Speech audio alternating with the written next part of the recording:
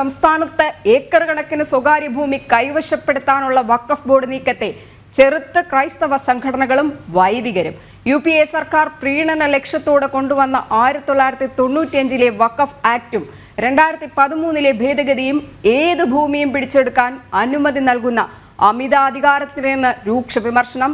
മതേതര രാജ്യത്തെ നിക്ഷിപ്ത മത താൽപര്യങ്ങളുള്ള വഖഫ് ട്രിബ്യൂണലിന് മുന്നിൽ വാദങ്ങളുമായി ചെല്ലേണ്ട ഗതികേടിലാണ് പൗരനെന്നും ദീപികയിലെ ലേഖനത്തിൽ ഫാദർ ജോഷി മയ്യാറ്റിൽ ചെറായി മുനമ്പം മേഖലയിലെ മത്സ്യത്തൊഴിലാളികളുടെ 404 ഏക്കറോളം ഭൂമി കൈവശപ്പെടുത്താനുള്ള വഖഫ് ബോർഡ് നീക്കങ്ങളാണ് പ്രതിഷേധം വീണ്ടും കനക്കാൻ കാരണം. ജിജീഷ് കരുണാകരൻ ചേരുന്നുണ്ട്. ജിജീഷ്, വഖഫിന്റെ ഭൂമി കൊള്ളക്കെതിരെ തുറന്ന നിലപാടുമായി ക്രൈസ്തവ സംഘടനകളും രംഗത്തെത്തിയിരിക്കുന്നത് തന്നെയല്ലേ ഈ ദീപികയിലെ ലേഖനത്തിൽ നിന്ന് മനസ്സിലാക്കാൻ കഴിയുന്നതും?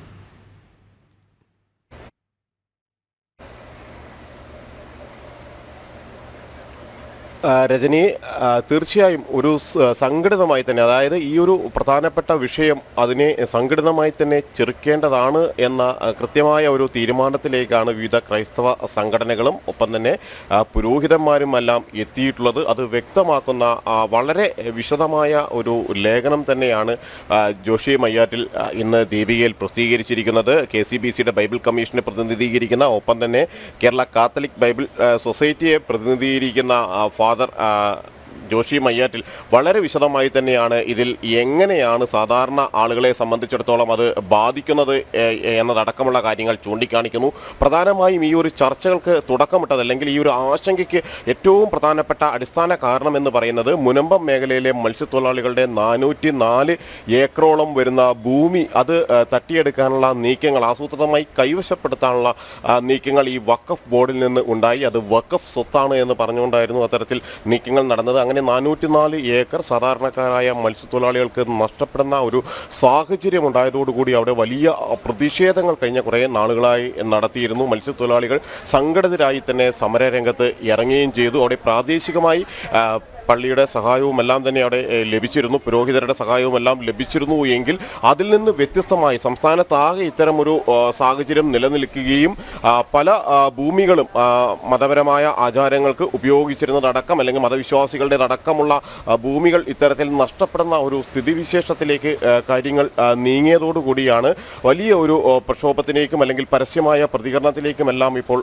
സഭാ നേതൃത്വങ്ങളും ഒപ്പം തന്നെ ഇതുമായി ബന്ധപ്പെട്ടുകൊണ്ട് പുരോഹിതരും വിശ്വാസികളുമെല്ലാം ഒരുമിച്ച് സംഘടിതരായി ഇതിനെ ചെറുക്കാനുള്ള നീക്കങ്ങൾ ആരംഭിച്ചിരിക്കുന്നത്. ഈ ലേഖനത്തിൽ ഉടനീളം തന്നെ കൃത്യമായ കാര്യങ്ങൾ ചൂണ്ടിക്കാണിക്കുന്നുണ്ട്. എങ്ങനെയാണ് കഴിഞ്ഞ UPA സർക്കാരിൻ്റെ കാലത്ത് അല്ലെങ്കിൽ കോൺഗ്രസ് സർക്കാരുകളുടെ കാലത്ത് ഈ വഖഫ് നിയമങ്ങളിൽ വരുത്തിയും ഭേദഗതി വരുത്തിയും അടക്കം എല്ലാ അധികാരങ്ങളും ട്രിബ്യൂണലിന് മേൽ നൽകുന്ന, അല്ലെങ്കിൽ വഖഫ് ബോർഡിനെ ഏതെങ്കിലും ഒരു ഭൂസ്വത്ത് അത് വഖഫാണ് എന്ന് ഒരാൾ പ്രഖ്യാപിക്കുന്നതോടുകൂടി അത് വഖഫായി മാറുന്ന, ഒരുപക്ഷെ കേട്ടുകേൾവിയില്ലാത്ത ഭൂമി സ്വന്തമാക്കുന്ന ഒരു നടപടി എങ്ങനെ ഉണ്ടായി എന്നത് തന്നെയാണ് കൃത്യമായി തന്നെ ഈ ഒരു ലേഖനത്തിൽ ഉടനീളം വിശദീകരിക്കുകയും ചെയ്യുന്നത്.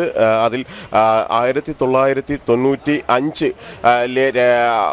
ഒരു ആക്ടിൻ്റെ തുടർച്ചയായി വന്ന 2013 ഭേദഗതി അദ്ദേഹം ചൂണ്ടിക്കാണിക്കുന്നുണ്ട്. ഈ ലേഖനത്തിൽ പൂർണ്ണമായും തന്നെ ചൂണ്ടിക്കാണിക്കുന്നുണ്ട്. 2014 മെയ്യിൽ മൻമോഹൻ സർക്കാർ അധികാരത്തിൽ നിന്ന് പോകുന്നതിന് തൊട്ട് മുമ്പാണ് 2013 ഈ ഭേദഗതി വരുത്തിയിരിക്കുന്നത്. ഈ ഭേദഗതി പ്രകാരം ഏതെങ്കിലും തരത്തിൽ അത് വഖഫ് ഭൂമിയാണ് എന്ന ഒരു അവകാശവാദം ഉയർത്തിക്കഴിഞ്ഞാൽ അവിടെ മറ്റ് അഭിപ്രായങ്ങൾക്ക് സാധ്യതകളില്ല, അല്ലെങ്കിൽ അത് ചോദ്യം ചെയ്യാനുള്ള അവസരങ്ങൾ പോലും സാധാരണക്കാർക്ക് നിഷേധിക്കപ്പെടുന്ന ഒരു സ്ഥിതിയിലേക്ക് തന്നെയാണ് കാര്യങ്ങൾ പോകുന്നത് എന്നാണ് അദ്ദേഹം ചൂണ്ടിക്കാണിക്കുന്നത്. ഇത് ഭൂമി കയ്യേറ്റക്കാർ എന്ന് ചൂണ്ടിക്കാണിച്ച് ഭൂമി ബോർഡ് ചൂണ്ടിക്കാണിക്കുന്ന ആരുടെ ഭൂമിയും അല്ലെങ്കിൽ അത് കയ്യേറ്റക്കാരാണ്, തങ്ങൾക്ക് അവകാശപ്പെട്ടതാണ് ആ ഭൂമി എന്ന് വഖഫ് പറയുന്നതോടുകൂടി അത് അവരുടെ കൈവശം എത്തിച്ചേരുന്ന സാധാരണക്കാർക്ക് ഭൂമി നഷ്ടപ്പെടുന്ന ഒരു സ്ഥിതിവിശേഷമാണ് എന്നാണ് അദ്ദേഹം ഈ ലേഖനത്തിൽ ചൂണ്ടിക്കാണിക്കുന്നത്.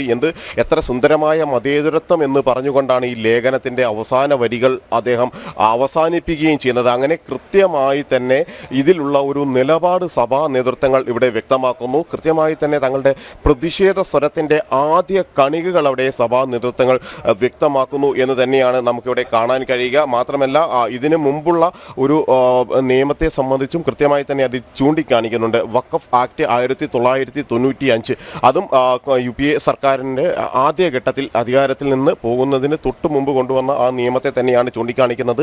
1995 നവംബർ 22 വഖഫ് ആക്ട് നിയമനിർമ്മാണം നടത്തി വഖഫ് ബോർഡിന് അമിതാധികാരങ്ങൾ സമ്മാനിച്ചില്ലേ എന്നതാണ് അദ്ദേഹം ഒരു പ്രധാനപ്പെട്ട ഒരു ചോദ്യമായി പറയുന്നത്. ഏതെങ്കിലും പൊതുസ്ഥലമോ വസ്തുവോ ഉപയോഗിക്കുന്നയാൾ വഖഫായി നേർന്നാൽ അതുപോലും വഖഫ് പ്രോപ്പർട്ടിയായി പരിഗണിക്കുന്ന ഈ നിയമം എങ്ങനെയാണ് അംഗീകരിക്കാൻ കഴിയുക എന്നൊരു ചോദ്യം അദ്ദേഹം ചോദിക്കുകയും ചെയ്യുന്നു. ട്രിബ്യൂണലിൻ്റെ ശുപാർശ നടപ്പിലാക്കപ്പെടുമ്പോൾ അത് പൂർണ്ണമായും തന്നെ അവർ ചോദ്യം ചെയ്യാൻ കഴിയുന്നില്ല. അങ്ങനെ മതപരമായ ഒരു നിക്ഷിപ്ത താല്പര്യങ്ങളോടുകൂടി പ്രവർത്തിക്കുന്ന ഒരു ട്രിബ്യൂണലിന് മുന്നിൽ ഇത്തരം കാര്യങ്ങൾ അവതരിപ്പിച്ചുകൊണ്ട് അല്ലെങ്കിൽ തങ്ങളുടെ വാദങ്ങൾ എങ്ങനെ അവർക്ക് മുന്നിൽ അവതരിപ്പിച്ച് നേടിയെടുക്കാൻ കഴിയും എന്ന കാര്യം തന്നെയാണ് ഇവിടെ അദ്ദേഹം ചൂണ്ടിക്കാണിക്കുന്നത്. ഇത് ഒരു ഒറ്റപ്പെട്ട സ്വരങ്ങളല്ല, അല്ലെങ്കിൽ ഈ വൈദികർ ഉയർത്തുന്ന ഒറ്റപ്പെട്ട സ്വരങ്ങൾ എന്നതിനപ്പുറം തന്നെ സംഘടിതമായി നീങ്ങാനും കൂടുതൽ ശക്തമായ സമരങ്ങളിലേക്ക്, അല്ലെങ്കിൽ ആ അതിരൂപതകൾക്ക് കീഴിലുള്ള ആളുകളെ കൂടി ഉൾപ്പെടുത്തിക്കൊണ്ട് സംഘടിതമായ സമരങ്ങളിലേക്ക് നീങ്ങുക എന്നത് തന്നെയാണ് പ്രധാനമായും ഇപ്പോൾ സഭാ നേതൃത്വങ്ങളെല്ലാം തന്നെ ലക്ഷ്യം വയ്ക്കുന്നത്. അതിനുള്ള ഒരു ആദ്യപടി എന്ന നിലയ്ക്ക് തന്നെ ഈ ഒരു ലേഖനത്തെ വീക്ഷിക്കാനും കഴിയും. കാരണം നേരത്തെ ജനൻ TV ഇതുമായി ബന്ധപ്പെട്ട വിശദമായ വാർത്തകൾ പൂർണ്ണമായും തന്നെ നൽകിയിരുന്നു. അതിലുടനീളം ആ പ്രദേശത്തുള്ള ആളുകൾ, മുനമ്പം മേഖലയിലുള്ള ആളുകളടക്കം ഈ ഒരു കാര്യത്തിൽ കൃത്യമായ പ്രതികരണങ്ങളുമായി രംഗത്ത് വന്നു. അവിടെ 610 കുടുംബങ്ങളുടെ 404 ഏക്കറോളം വരുന്ന ഭൂമിയാണ് നഷ്ടപ്പെടുന്ന സാഹചര്യമുണ്ടായത്. വർഷങ്ങൾക്ക് മുമ്പ് പണം കൊടുത്തു വാങ്ങിയ ഭൂമി ഇത്തരത്തിൽ തങ്ങളുടേതല്ലാതാകുന്ന അവസ്ഥ, ഒരു സുപ്രഭാതത്തിൽ തങ്ങളുടേതല്ലാതെ ആകുന്ന അവസ്ഥയാണ് അവിടെയുള്ള ജനങ്ങൾ. അവകാശം നഷ്ടപ്പെട്ടവരാണ് വീണ്ടും ചോദിക്കുന്നതും. ഒപ്പം ഈ ആശങ്കകളുടെ വേലിയേറ്റത്തിലാണ് മുനമ്പം വേളാങ്കണ്ണി തീരം എന്നുള്ള കാര്യം കൂടെ ഈ പറയുന്ന ലേഖനത്തിന്റെ അകത്തൊരു കോട്ടിംഗ് ആയിട്ട് അല്ലെങ്കിൽ ഒരു പേപ്പർ കട്ടിംഗ് ആയിട്ട് പറയുന്നുണ്ട്.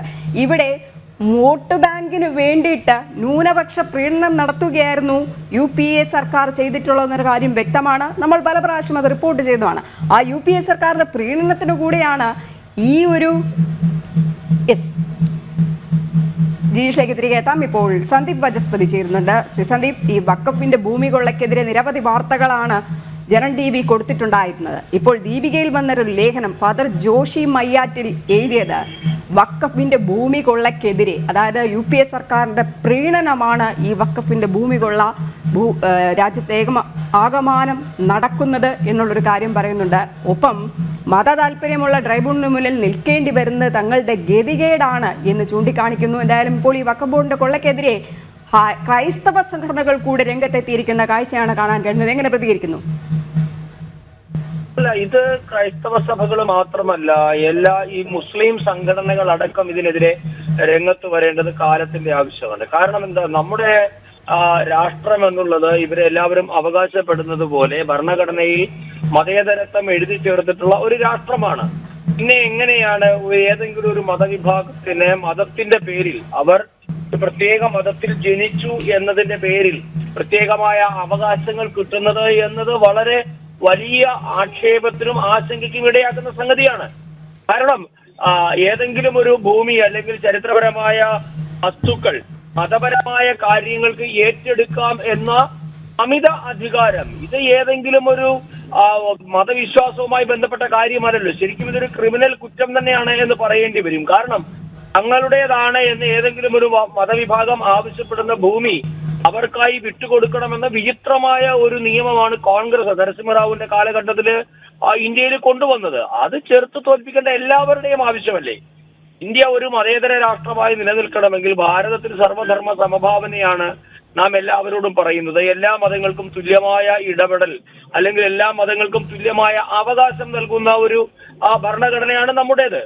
അതിനിടയിൽ ചില സ്ഥാപനങ്ങൾ നടത്തിക്കൊണ്ടു പോകാൻ അടക്കമുള്ള അവകാശങ്ങൾ ന്യൂനപക്ഷങ്ങൾക്ക് കൊടുക്കുന്നുണ്ട് എന്നതിന്റെ പേരിൽ രാജ്യത്തെ ഏതൊരു ഭൂമിയും തങ്ങളുടേതാണ് എന്ന് അവകാശപ്പെട്ട് ഇത് പ്രത്യേക മതവിഭാഗത്തിന്റെ മുതലിലേക്ക് ചേർക്കുന്ന അല്ലെങ്കിൽ അവരുടെ ആസ്തി വർദ്ധിപ്പിക്കാൻ വേണ്ടി ഉതകുന്നു എന്ന് പറയുന്നത് വളരെ വിചിത്രമാണ്. ഇതൊരിക്കലും അംഗീകരിക്കാൻ പറ്റില്ല.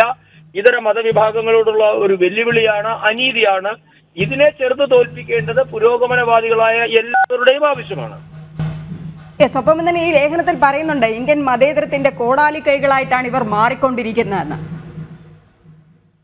തീർച്ചയായും അങ്ങനെയാണല്ലോ. കാരണം എന്താ, അതിന് സത്യത്തില് ഈ രാജ്യത്തെ മുസ്ലിം സമുദായത്തെ കുറ്റപ്പെടുന്നതിൽ ഒരു കഥയുമില്ല എന്നാണ് എനിക്ക് പറയാനുള്ളത്. കാരണം അവരെ ഇങ്ങനെ ആക്കി തീർത്തതാണ്.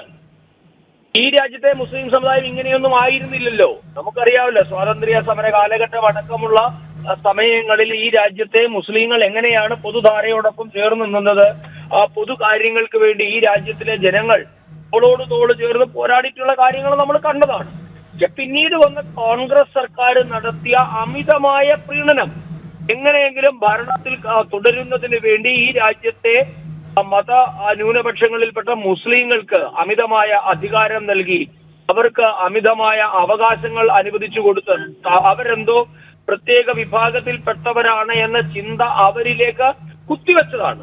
അപ്പൊ സ്വാഭാവികമായും ഇതിന്റെ ഉത്തരവാദി എന്നുള്ളത് ഈ രാജ്യം ഭരിച്ച കോൺഗ്രസ് സർക്കാരുകൾ തന്നെയാണ്. അതുകൊണ്ട് ഇതിനകത്ത് നമുക്ക് ഇസ്ലാം സഹോദരങ്ങളെയോ അല്ലെങ്കിൽ മുസ്ലിം സമുദായത്തെയോ ഒന്നടങ്കമോ കുറ്റം പറയുന്നതിൽ കഥയില്ല. കാര്യം അവര് ചെയ്യുന്നത് എന്താ, ഈ രാജ്യത്ത് നിലവിലുള്ള ഒരു നിയമത്തിന്റെ സാധ്യത അവർ ഉപയോഗപ്പെടുത്തുകയാണ്. പക്ഷെ ഈ നിയമം എങ്ങനെ ഉണ്ടായി, ആരാണ് ഈ നിയമത്തിന്റെ പിന്നിൽ പ്രവർത്തിച്ചത്, എന്താണ് ഈ നിയമത്തിന്റെ ഉദ്ദേശ ലക്ഷ്യം, ഇതൊക്കെയാണ് നമ്മുടെ പൊതുസമൂഹം ചർച്ച ചെയ്യേണ്ടത്. അതുകൊണ്ട് ഇത് ഈ 21-ാം നൂറ്റാണ്ടിന് ചേരാത്ത ജാഗ്രതമായ ഇത്തരം നിയമങ്ങൾ പിൻവലിക്കണമെന്ന് തന്നെയാണ്, അത് റദ്ദാക്കണമെന്ന് തന്നെയാണ് ഭാരതീയ ജനതാ പാർട്ടിയുടെയും ചിന്തിതമായ അഭിപ്രായം.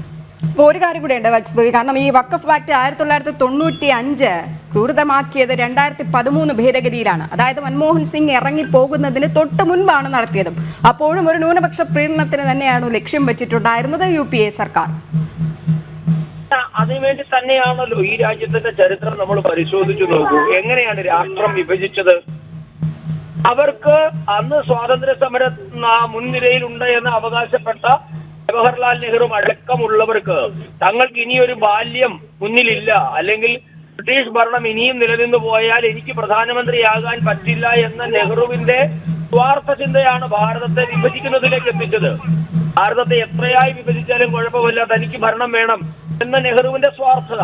ഇതുതന്നെയാണ് എക്കാലവും ഉണ്ടായത്. അടിയന്തരാവസ്ഥയിലേക്ക് നയിച്ചതെന്ന എക്കാലവും അധികാരത്തിൽ തുടരണമെന്ന ഇന്ദിരയുടെ പിടിവാശി. എന്തായിരുന്നു ഷാബാനു കേസിൽ ഉണ്ടായത്? രാജീവിന്റെ പിടിവാശി. സിഖ് കലാപത്തിൽ എന്താണ് ഉണ്ടായത്? രാജീവിന്റെ പിടിവാശി.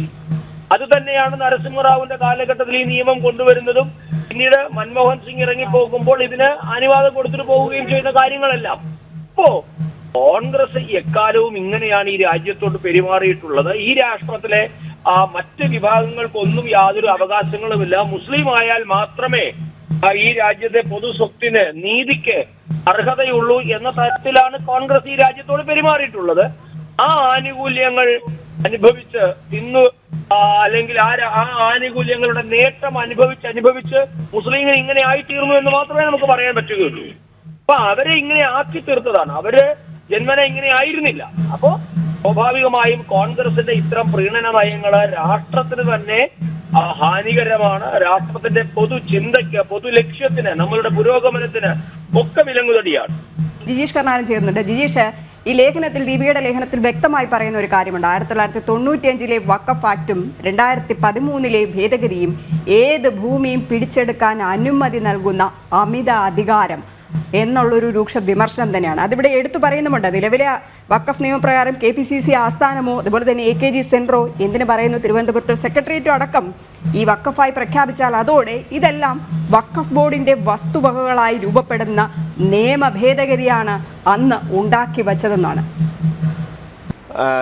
രജനി, ഫാദർ ജോഷി മയ്യാറ്റിൽ കൃത്യമായി തന്നെ, അതായത് ഇടത് വലത് മുന്നണികളുടെ കൂടി പ്രീണന നയത്തെ പരാമർശിച്ചുകൊണ്ട് തന്നെയാണ് അത്തരമൊരു കാര്യങ്ങൾ കൂടി ചൂണ്ടിക്കാണിച്ചത്. അതായത് ഈ ഒരു സ്ഥിതിയിൽ, അല്ലെങ്കിൽ ഇപ്പോഴത്തെ അധികാരങ്ങൾ, അവകാശങ്ങൾ വഖഫ് ബോർഡിന് നിലവിലുള്ള ഭേദഗതി പ്രകാരമുള്ള, മുമ്പ് UPA സർക്കാരിൻ്റെ കാലത്തുള്ള ഭേദഗതിയിലെ അധികാരങ്ങൾ ഉപയോഗപ്പെടുത്തുകയാണെങ്കിൽ ഏത് ഭൂമിക്കും, അത് KPCC ആസ്ഥാനത്തിൻ്റെ കാര്യത്തിലാണെങ്കിലും ഇന്ദിരാഭവൻ്റെ കാര്യത്തിലാണെങ്കിലും AKG സെൻറ്ററിൻ്റെ CPM പാർട്ടി ഓഫീസിന്റെ കാര്യത്തിലാണെങ്കിലും എല്ലാം തന്നെ അത് സ്വന്തമാക്കാൻ ഒരു അവകാശവാദം മാത്രം മതിയാകും. സെക്രട്ടേറിയറ്റ് പോലും, സംസ്ഥാനത്തിന്റെ ഭരണസ്ഥിരാകേന്ദ്രം പോലും കൈപ്പിടിയിൽ ഒതുക്കുന്നതിന് വേണ്ടി ഒരു അവകാശവാദം മാത്രമാകും. അവിടെ അത് ചോദ്യം ചെയ്യപ്പെടുന്നില്ല. അവരെന്ത് അവകാശവാദം ഉന്നയിക്കുന്നു അത് നടപ്പിലാക്കുന്ന ഒരു ട്രിബ്യൂണലും അത് അത്തരം അവകാശവാദങ്ങൾ ഉന്നയിക്കുന്ന ഒരു ബോർഡുമാണ് ഉള്ളത് എന്നാണ് കൃത്യമായി പറയുന്നത്.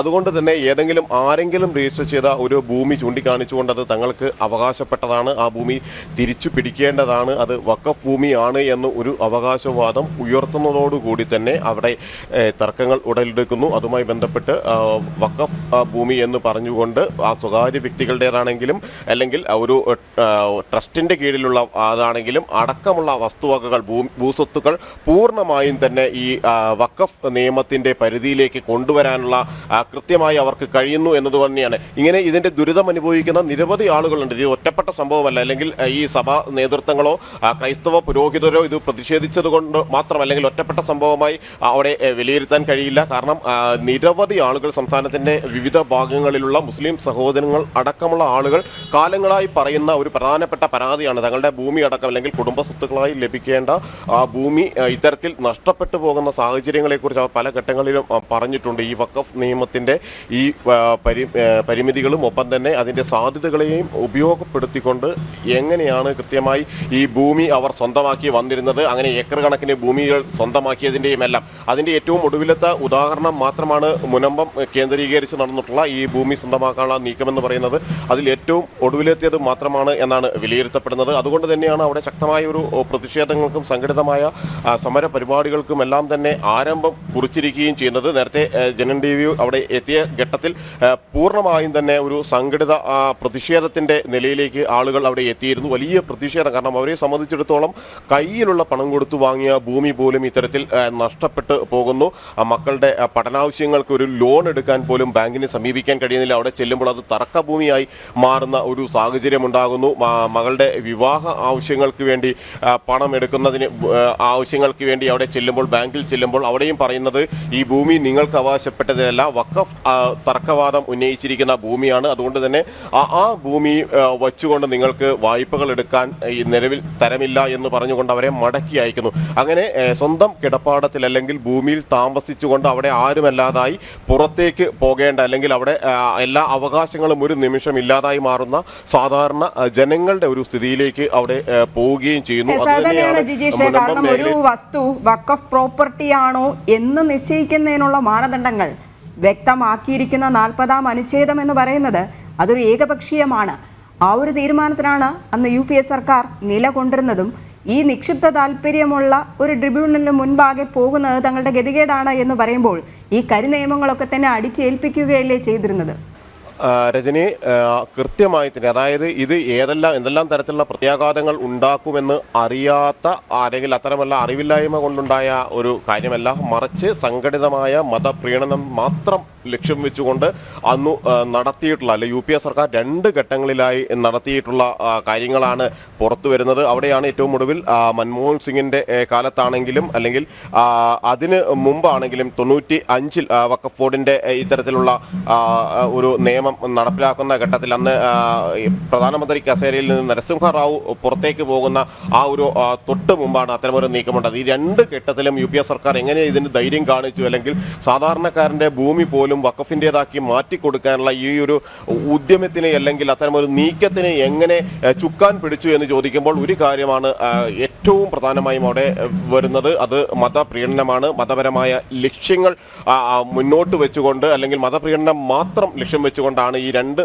കാലഘട്ടങ്ങളിലും സർക്കാരുകൾ ഇത്തരം നീക്കങ്ങൾ നടത്തിയത് എന്ന് വ്യക്തമാവുകയും ചെയ്യുന്നുണ്ട്. വഖഫ് പ്രോപ്പർട്ടിയായി പരിഗണിക്കുന്നത് നിർവചനം ആക്ടിലെ 3-ാം വകുപ്പിൻ്റെ ഉപവകുപ്പിൽ കാണാമെന്ന് അദ്ദേഹം ഈ ഒരു ലേഖനത്തിൽ ചൂണ്ടിക്കാണിക്കുന്നുണ്ട്. മതപരമായ കാര്യങ്ങൾക്കായി ഉപയോഗിക്കപ്പെട്ട കെട്ടിടമോ സ്ഥലമോ തിരിച്ചെടുക്കാൻ ട്രിബ്യൂണലിന് ശുപാർശ നൽകുന്ന വഖഫ് ബോർഡിന് അധികാരം നൽകുന്ന 93 വകുപ്പിന്റെ പ്രയോഗം വലിയ തോതിൽ നടപ്പിലാക്കുന്നതിന്റെ കാര്യങ്ങൾ ഈ ഒരു ലേഖനത്തിൽ ചൂണ്ടിക്കാണിക്കുകയും ചെയ്യുന്നുണ്ട്. ഏറ്റവും പ്രധാനമായി അത് അലഹബാദ് കോടതിയുടെ കെട്ടിട സമുച്ചയത്തിൽ തന്നെ ഇത്തരമൊരു തർക്കം ഉയർത്തപ്പെട്ടതിന്റെ വിവരങ്ങൾ അദ്ദേഹം ഈ ഒരു കാര്യത്തിൽ ഹൈക്കോടതി സമുച്ചയത്തിലെ മോസ്ക് പൊളിക്കുന്നതുമായി ബന്ധപ്പെട്ട വിഷയം സുപ്രീം കോടതിയുടെ പരിഗണനയ്ക്ക് എത്തിയത് അവിടെ ചൂണ്ടിക്കാണിക്കുന്നു. എല്ലാ വാദങ്ങളും കേട്ട ശേഷം, വിശദമായ വാദങ്ങളെല്ലാം കേട്ട ശേഷം എല്ലാവരുടെയും അഭിപ്രായങ്ങളും നിലവിലുള്ള നിയമങ്ങളും എല്ലാം തന്നെ പൂർണ്ണമായും പരിഗണിച്ചതിന് ശേഷം ഹൈക്കോടതി സമുച്ചയത്തിൽ നിന്ന് ഇത് പൊളിച്ചു നീക്കാൻ കഴിഞ്ഞ വർഷം മാർച്ചിൽ സുപ്രീം കോടതി വിധി പ്രസ്താവിച്ച കാര്യവും ഈ ലേഖനത്തിൽ ചൂണ്ടിക്കാണിക്കുന്നുണ്ട്. അതായത് നിയമപരമായി പോലും നിലനിൽക്കാൻ സാധ്യതയില്ലാത്ത ഒരു കാര്യത്തെ ആണ് ട്രിബ്യൂണലിന്റെ അധികാരങ്ങൾ അല്ലെ അമിതാധികാരങ്ങളിൽ വെച്ചുകൊണ്ട് അവിടെ ചോദ്യം ചെയ്യപ്പെടുന്നത്. അവിടെ കോടതി കോടതിയെ പോകാനുള്ള അധികാരങ്ങൾ പോലും, അല്ലെ കോടതിയിൽ പോയി ഇതിനെ ചോദ്യം ചെയ്യാനുള്ള അവകാശങ്ങൾ പോലും സാധാരണ ഭൂവുടമകൾക്ക് അവിടെ നഷ്ടപ്പെട്ടു പോകുന്ന ഒരു സ്ഥിതിവിശേഷമുണ്ട്. അതുകൊണ്ട് തന്നെ ഏറ്റവും ഉയർന്ന പ്രധാനപ്പെട്ട ഒരു ആവശ്യമെന്ന് പറയുന്നത് സംസ്ഥാനത്താകെ ഇത്തരത്തിൽ വഖഫ് ബോർഡിന്റെ കൈവശം വന്നിട്ടുള്ള ഭൂമിയുടെ കൃത്യമായ കണക്കുകൾ എടുക്കണം. അത് നഷ്ടപ്പെട്ട ആളുകൾക്ക് അല്ലെങ്കിൽ അത് യഥാർത്ഥ അവകാശികൾക്ക് ആ ഭൂമി തിരിച്ചു കിട്ടാനുള്ള ഒരു നടപടിയിലേക്ക് കാര്യങ്ങൾ നീങ്ങണം എന്ന ഒരു ആവശ്യമാണ് വിവിധ കോണുകളിൽ നിന്ന് ഉയരുകയും ചെയ്യുന്നത്. ഏതാനും വർഷങ്ങൾക്കിടയിൽ മാത്രം സംഭവിച്ച ഒരു ഇടപാടുകളോ നീക്കങ്ങളോ ആയിരുന്നില്ല ഈ 95 മുതൽ തന്നെ അനുവർത്തിക്കുന്ന ഇത്തരത്തിലുള്ള ഒരു ശ്രമങ്ങൾ. ആ ഭേദഗതിയും അതിനുശേഷം നിയമവും അതിനുശേഷമുള്ള ഭേദഗതിയും എല്ലാം നമുക്കൊരു ഇടവേളയ്ക്ക് ശേഷം ഇതിലേക്ക് തന്നെ തിരികെ എത്താം. എന്തായാലും വർഷങ്ങൾ കൊണ്ട് നടക്കുന്ന ഈ ഭൂമി കൊള്ളയ്ക്ക് പിന്നിൽ മുൻ സർക്കാരാണെന്നുള്ള കാര്യത്തിൽ യാതൊരു സംശയവുമില്ല. രജീഷ്, ഇത് പാർലമെന്റിൽ ബില്ല് കൊണ്ടുവരുന്ന സമയത്ത് പ്രതിപക്ഷം ഉന്നയിച്ച വാദങ്ങളുണ്ട്. അതിനുശേഷം അത് നടപ്പാക്കുമെന്ന് കണ്ടപ്പോൾ വീണ്ടും പരാതികളും പരിഭവങ്ങളുമായിട്ട് വരുന്ന സംഭവം കണ്ടു. ഒപ്പം നമുക്ക് കേരളത്തിൽ മാത്രമല്ല ഈ ഒരു സംഭവം ഉള്ളത്, ഭാരതത്തിൽ എല്ലായിടത്തും ഉണ്ടായിരുന്നു. ഉത്തർപ്രദേശിലൊക്കെ തന്നെ നമ്മൾ കണ്ടാൽ അറിയാം, മദ്രസകൾ ക്രമാതീതമായിട്ട് ഉണ്ടായിരുന്ന ഒരു കാലഘട്ടം ഉണ്ടായിരുന്നു. പിന്നീട് ഈ യോഗി ആദിത്യനാഥ് സർക്കാർ വന്നതിന് ശേഷം അതിനെയൊക്കെ തന്നെ നിർവീര്യമാക്കുന്ന സംഭവം, ഭൂമി ആരുടെയാണോ അവകാശം അവർക്ക് കൊടുക്കുന്നതൊക്കെ തന്നെ കണ്ടു. അത് മറ്റ് സംസ്ഥാനങ്ങൾ നടപ്പിലാക്കാൻ കഴിയുമെങ്കിൽ എന്തുകൊണ്ടത് കേരളത്തിൽ നടപ്പിലാക്കുന്നില്ല എന്നുള്ള ചോദ്യം കൂടെ ഇവിടെ ഉയരുന്നുണ്ട്. കേരളത്തിൽ ക്രൈസ്തവ സഭകൾ മാത്രമല്ല മുസ്ലിങ്ങൾ തന്നെ ഇതിനെതിരെ രംഗത്ത് വരുന്നുണ്ട്, ഹിന്ദുക്കൾ രംഗത്ത് വരുന്നുണ്ട്. എന്നിട്ടും ഇതെല്ലാം കണ്ടില്ല എന്ന് നടിക്കൂടെ തന്നെയല്ലേ പിണറായി സർക്കാർ ചെയ്യുന്നത്?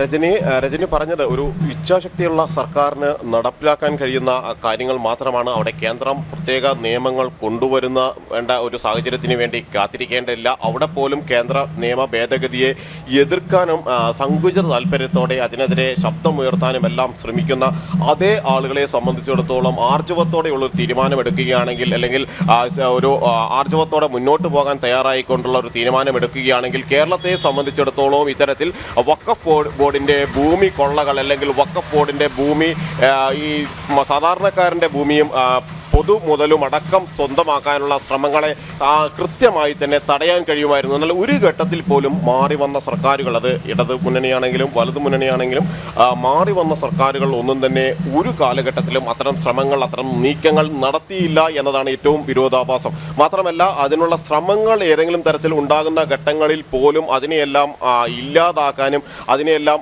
തകർക്കാനുമുള്ള ആസൂത്രിതമായ ശ്രമങ്ങൾ തന്നെയാണ് ഇക്കാര്യത്തിൽ നടക്കുകയും ചെയ്തിട്ടുള്ളത്. അങ്ങനെ മതപ്രീണനം, ഒപ്പം തന്നെ മതപരമായ താല്പര്യങ്ങൾ, സങ്കുചിതമായ താല്പര്യങ്ങൾ വെച്ചു പുലർത്തുന്ന ആളുകൾക്ക് എല്ലാ തരത്തിലും ചുക്കാൻ പിടിക്കുന്ന, കുട പിടിക്കുന്ന ഒരു സമീപനത്തിലേക്ക് ഭരിക്കുന്ന സർക്കാരുകൾ മാറി എന്നത് തന്നെയാണ് അത് വ്യക്തമാക്കുന്നത്. അവിടെയാണ് രജനി സൂചിപ്പിച്ചതുപോലെ തന്നെ മറ്റു സംസ്ഥാനങ്ങളിൽ, UP-യിലടക്കം ഇത്തരം കാര്യങ്ങളിൽ ഒരു ശക്തമായ തീരുമാനമെടുക്കാൻ, ആർജവത്തോടെ മുന്നോട്ട് പോകാനും അത്തരം ഭൂമികൾ തിരിച്ചു പിടിക്കാനും എല്ലാമുള്ള നീക്കങ്ങൾ അവിടെ യോഗി ആദിത്യനാഥ് സർക്കാർ നടത്താൻ കഴിഞ്ഞു. ആ ഒരു തീരുമാനമല്ലോ അല്ലെങ്കിൽ ആ ഒരു ആർജവമോ സംസ്ഥാനത്ത് പ്രകടമാക്കാൻ ഇതുവരെ ഇത്തരം ഇടതു വലതു മുന്നണി സർക്കാരുകൾക്ക് കഴിഞ്ഞിട്ടില്ല. ഒരു കൃത്യമായ കണക്കുകൾ പോലും, ഇത്തരത്തിൽ നഷ്ടപ്പെട്ട ഭൂമിയുടെ യഥാർത്ഥ കണക്കുകൾ പോലും ഒരു ഘട്ടത്തിലും പരിശോധിക്കപ്പെട്ടിട്ടില്ല എന്ന ഒരു വസ്തുത, ഒരു യാഥാർത്ഥ്യം അവിടെ നിലനിൽക്കുകയും ചെയ്യുന്നു. അവിടെയാണ് ഈ സംഘടിതമായി അതിനെ എങ്ങനെ നേരിടണം, അല്ലെങ്കിൽ സംഘടിത സമരങ്ങളിലൂടെയും സംഘടിത പ്രക്ഷോഭങ്ങളിലൂടെയും അതിനെ നേരിടുകയല്ലാതെ മറ്റു മാർഗമില്ല എന്ന തലത്തിലേക്ക് വിവിധ ക്രൈസ്തവ സംഘടനകളും സഭാ നേതൃത്വങ്ങളും പുരോഹിതരുമെല്ലാം രംഗത്തിരിക്കുന്നത്. കാരണം അവരെ സംബന്ധിച്ചിടത്തോളം അവരുടെ ഇടവകകളിലുള്ള ആളുകൾ, അവർ പരാതികളുമായി എത്തുന്നത് ഈ പുരോഹിതരുടെ അടുത്താണ്. അവരുടെ കണ്ണീർ പ്രശ്നങ്ങൾ അവർ മുന്നോട്ട് അവതരിപ്പിക്കുന്നത് ഈ പുരോഹിതർക്ക് മുന്നിലാണ്. അവർ ചോദിക്കുന്നു, തങ്ങളുടെ ഭൂമി നഷ്ടപ്പെടുന്ന ഈ ഒരു സാഹചര്യത്തെ എങ്ങനെ മറികടക്കാൻ കഴിയും, അത് എങ്ങനെയാണ് അതിനുള്ള ഒരു സാധ്യതകൾ എന്ന കാര്യം അവർ ചോദിക്കുമ്പോൾ, അല്ലെങ്കിൽ ജീവിക്കാൻ മറ്റു മാർഗമില്ലാതെ സ്വന്തം ഭൂമിയിൽ അന്യനായി താമസിക്കേണ്ടി വരുന്ന ആളുകൾ അവർ എന്ത് ചെയ്യുമെന്ന ചോദ്യം വരുമ്പോഴാണ് സ്വാഭാവികമായും ഈ ഒരു പ്രതിഷേധ മാർഗത്തിലേക്ക് സഭാ നേതൃത്വങ്ങൾ തിരിയുന്നത്. മാത്രമല്ല ഇക്കാര്യത്തിൽ പൂർണ്ണ പിന്തുണ നിലവിൽ കേന്ദ്ര സർക്കാർ സ്വീകരിച്ചിരിക്കുന്ന വഖഫ് ഭേദഗതി നിയമത്തിലടക്കം പൂർണ്ണ പിന്തുണ വിവിധ സമുദായ സംഘടനകൾ അവകാശം നഷ്ടപ്പെട്ടവരാണ് ഈ വഖഫ് ബോർഡ് ഭൂമി കൊള്ളയിൽ അനുഭവിക്കുന്നത്, അവർക്ക് വേണ്ട അവകാശം നേടിയെടുക്കുക, അതുതന്നെയാണ് കേന്ദ്ര സർക്കാർ ബില്ലായിട്ട് അവതരിപ്പിച്ചിട്ടുള്ളതും. അതിനെതിരെ പ്രതിഷേധം ശക്തമാക്കുന്നവർ വിചാരിക്കണം ഈ ഭൂമി ആരുടെ അവകാശമാണ് എന്നുള്ളത്. എന്തായാലും ഇപ്പോൾ ഈ വഖഫിന്റെ ഭൂമി കൊള്ളയ്ക്കെതിരെ ക്രൈസ്തവ സഭകളും രംഗത്തെത്തിയിരിക്കുകയാണ്. ദീപികയിൽ ലേഖനം എഴുതിയിരിക്കുന്നു. സ്വകാര്യ ഭൂമി കൈവശപ്പെടുത്താനുള്ള വഖഫ് ബോർഡ് നീക്കത്തെ ചെറുത്തുകൊണ്ടാണ് ക്രൈസ്തവ സംഘടനകൾ വൈദികർ രംഗത്തെത്തിയിരിക്കുന്നത്. UPA സർക്കാർ പ്രീണന ലക്ഷ്യമാണ് ഇവിടെ കൊണ്ടുവന്നുള്ള കാര്യവും ലേഖനത്തിൽ വ്യക്തമാക്കുന്നു. വിശദമായ വിവരങ്ങൾ നൽകുകയായിരുന്നു ജിജീഷ് കർണാകരൻ. ഒപ്പം പ്രതികരിച്ച സന്ദീപ് വചസ്പതിക്കും നന്ദി.